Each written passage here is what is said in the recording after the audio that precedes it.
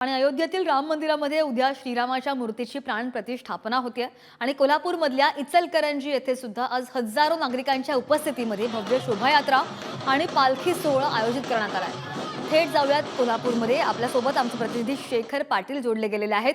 शेखर, आपण पाहतोय भला मोठा उत्साह आणि भाविकांचा आनंद सुद्धा आता शिगेला पोहोचलेला आहे। कशी परिस्थिती आहे, काय भावना आहेत त्यांच्या?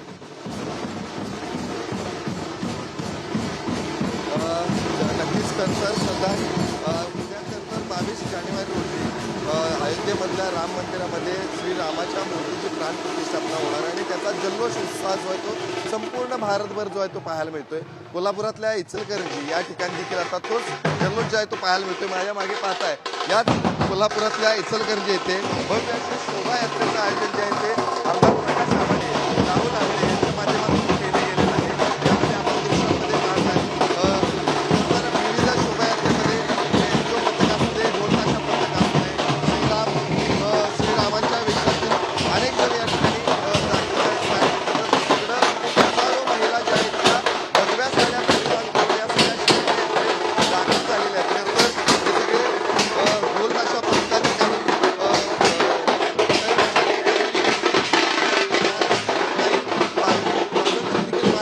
दुसरीकडे ही शोभायात्रेची दृश्य तर आपल्याला कोल्हापुरातल्या या इचलकरंजीमध्ये पाहायला मिळतात। आज सकाळपासूनच तर या इचलकरंजीमध्ये शोभायात्रेच्या निमित्तानं लगबग जे आहे ते पाहायला मिळत होते आणि आपण हे दृश्य पाहताय। श्रीराम, सीता आणि लक्ष्मण अशी या संपूर्ण शोभायात्रेत तर दाखल झालेले आहेत। दुसरीकडे मी काही दृश्य दाखवतो। ही गर्दी जी आहे ती कोल्हापुरातल्या इचलकरंजीमध्ये आहे। तर कोल्हापुरात इचलकरंजीतील काळा मारुती ते राम मंदिर अशा पद्धतीने ही मिरवणूक जी आहे ती शोभायात्रा जी आहे ती पार पडणार आहे आणि त्या शोभायात्रेत हजारोंच्या संख्येनं नागरिक इचलकरंजीमधले सहभागी झालेत।